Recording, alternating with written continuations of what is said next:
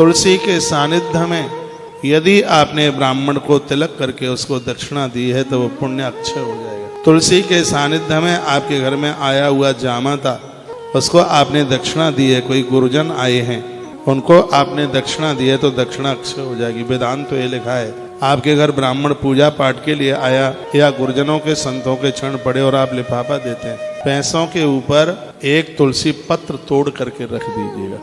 तुलसी पत्र उसके ऊपर रखिए। वैसे भी तो कहा जाता है कि हमारे पास तो कुछ भी नहीं है, हम तो सिर्फ तुलसी पत्र ही दे सकते हैं। इस तुलसी पत्र की भैया बहुत बड़ी अपने आप में महिमा है। बोलिए तुलसी मैया की जय। छिदन्ति तृणजालानि तुलसी मूल जानिये, तदेस्तां ब्रह्महत्यां छिदन्ति तत्क्षणाध्वरि। वर्णन किया गया है कि जो तुलसी के पत्तों, भगवान को भी आप तुलसी पत्र चढ़ाते हैं तो उसके टुकड़े टुकड़े न करें। जो भक्ति भाव पूर्वक तुलसी की सेवा करते हैं उनको सभी तीर्थों में दर्शन करने का, नदियों में स्नान करने का फल प्राप्त हो जाता है। तत्पश्चात कहा कि ग्रीष्म काल में सुगंधित शीतल जल से तुलसी को सींच कर मनुष्य मुक्ति को प्राप्त होता है। जो तुलसी को चंद्रमा की चांदनी में छत्र का दान करता है सभी पाप छूट जाते हैं। जो व्यक्ति वैशाख मास के महीने में अखंड शीतल जल से तुलसी को सींचता है उसको नित्य अश्वमेध यज्ञ का फल प्राप्त होता है। जो नदियों का जल तुलसी में चढ़ाता है उसे स्वर्ग की प्राप्ति होती है और उसकी वंश वृद्धि नहीं रुकती।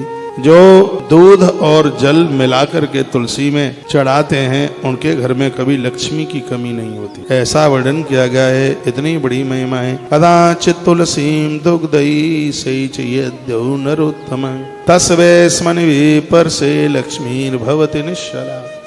रोज ना कर पाओ तो हर गुरुवार के दिन दूध में जल मिला करके तुलसी मैया की जड़ों में अर्घ दीजिए, आपके घर में धन की कमी नहीं होगी। शरीर कंगाली दरिद्रता सगरी खत्म हो जाएगी। पैसा आकाश में से टपकेगा नहीं तो धन आने के साधन खुल जाए। जहाँ रोड़ा लगा हुआ है, जहाँ व्यवधान है, वो सब मुक्त हो जाएगा। कमाना तो खुद ही पड़ेगा क्योंकि पैसा टपकता नहीं है, पैसा कमाना पड़ता है, मेहनत करनी पड़ती है। लेकिन मेहनत कहाँ करें, जगह भी तो होनी चाहिए। उसके लिए मार्ग प्रशस्त हो जाएगा, मार्ग खुल जाएंगे। ये श्लोक फिर मेरा मन कर रहा है इसको बोलने के लिए, फिर मैं इसको बोल रहा हूँ। लिखा है गोमयी तुलसी मूले या कुर्यादुपलेपनम तस्मात् जनञ्च बेपर्षे तस्य पुण्य फलम श्रुणु। वर्णन है तुलसी के बारे में कहा गया है कि तुलसी को गोवेशर्भ्यसा, इसको आप गायों से, बच्चों से, जानवरों से इसको आप सुरक्षित कर लेते हैं तो स्वयं केशव अपना सुदर्शन चक्र लेकर के उस परिवार की रक्षा कर। तुलसी को नष्ट मत होने दीजिए। तुलस्यारोपणम यस्तु भक्तता कुरुते नरम सामृतः परमं मोक्षं प्राप्नोति वन संशया। जो लोग अपने हाथों से तुलसी की माला बनाकर लोगों को पहनने के लिए वितरित करते हैं, जो अपने हाथ से तुलसी की माला बना करके पहनते हैं, सामृतः परमं मोक्षम प्राप्नोति मन संशया। स्वयं भगवान के देश में कोई संशय वाली बात नहीं है, उन लोगों को मोक्ष मिलता, उन्हें मुक्ति मिलती। आप बहुत चीजें बांटते रहते हो, कभी अपने हाथों से तुलसी की माला बनाइए।